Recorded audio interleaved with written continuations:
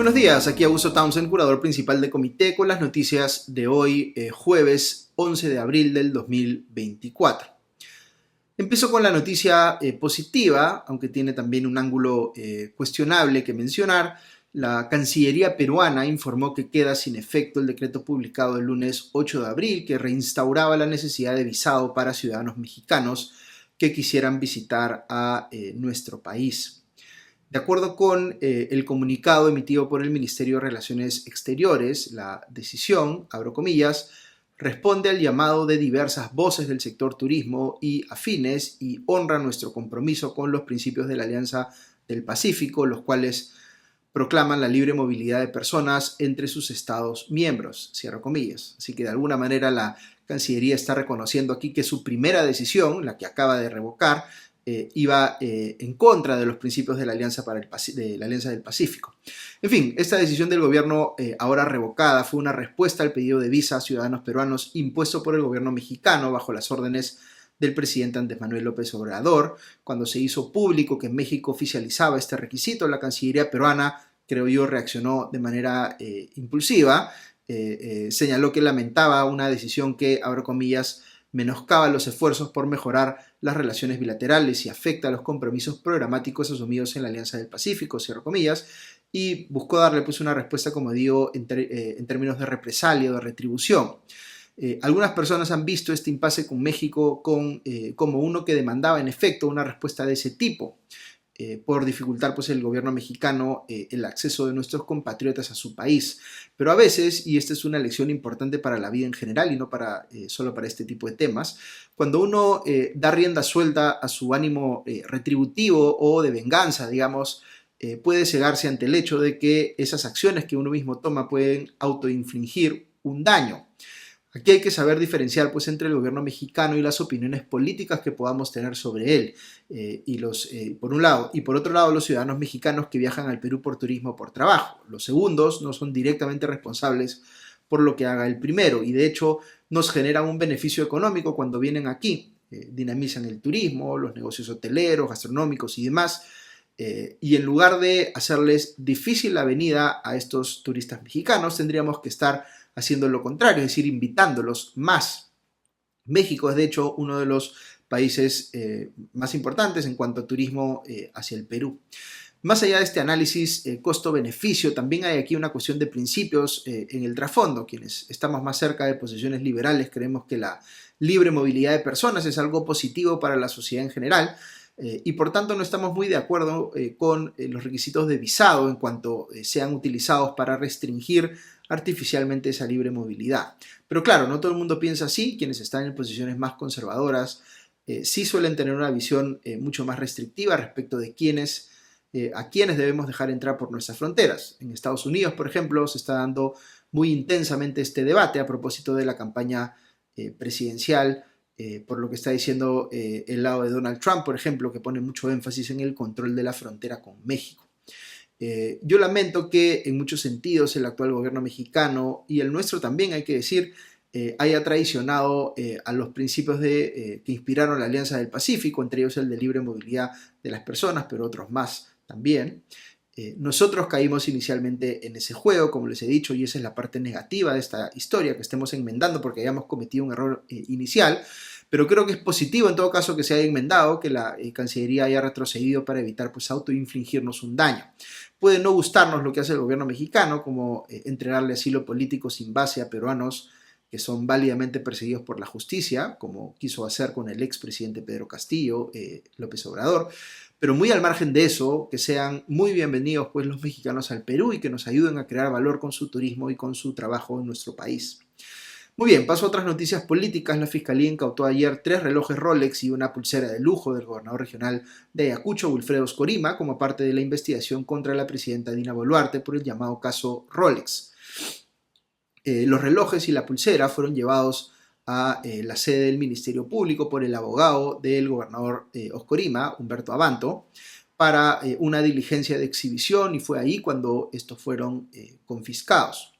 Según RPP, la Fiscalía decidió incautar los artículos de lujo argumentando que se podría se podrían perder durante las investigaciones. La defensa de Oscorima más bien señaló que apelará la medida ante el Poder Judicial y que la consideraba injusta.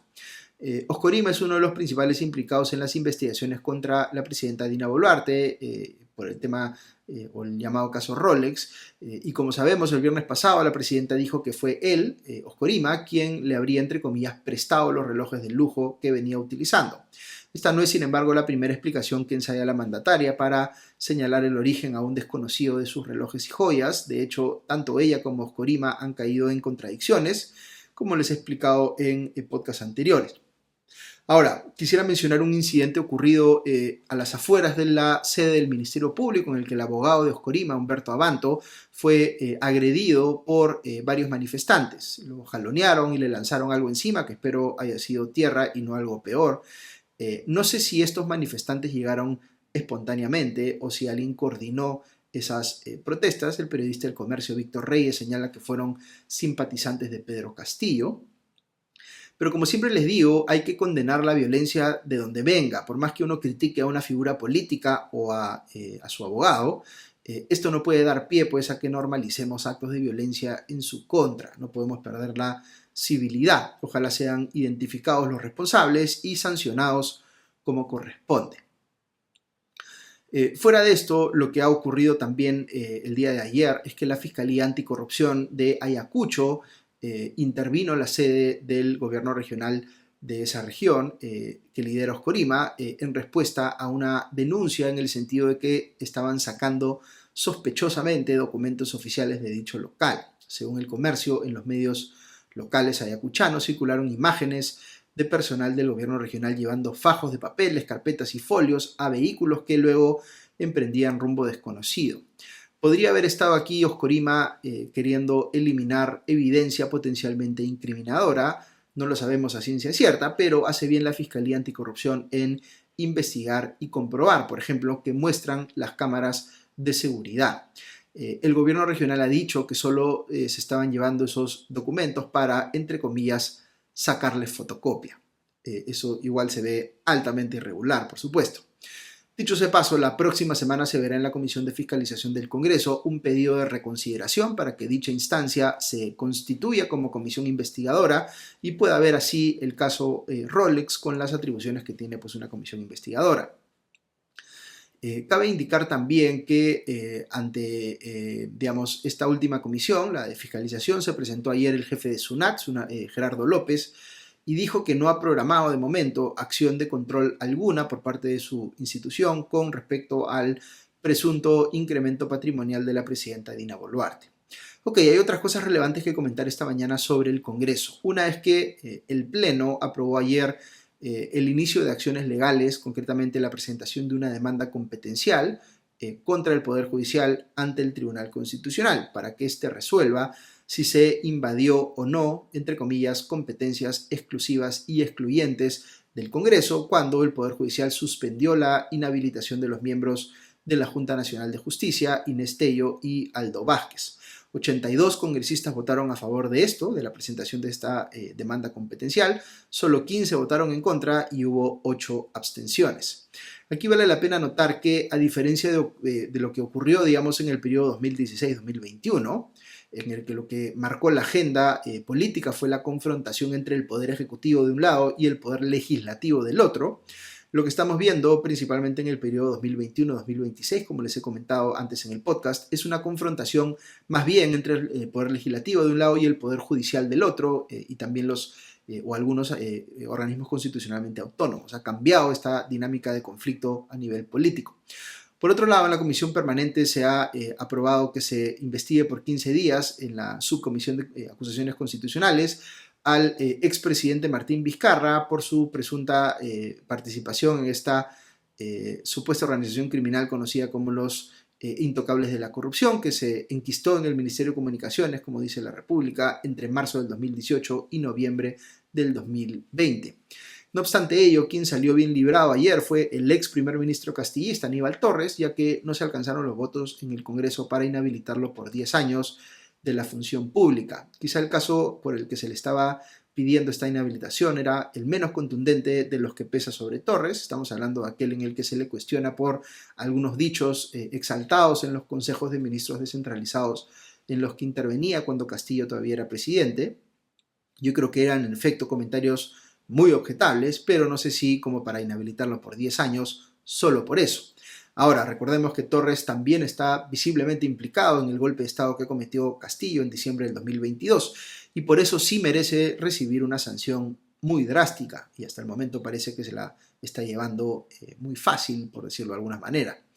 También en el Congreso no se alcanzaron ayer los votos para aprobar la moción de censura contra el ministro de Energía y Minas, Rómulo Mucho. Apenas hubo 25 votos a favor, con 58 en contra.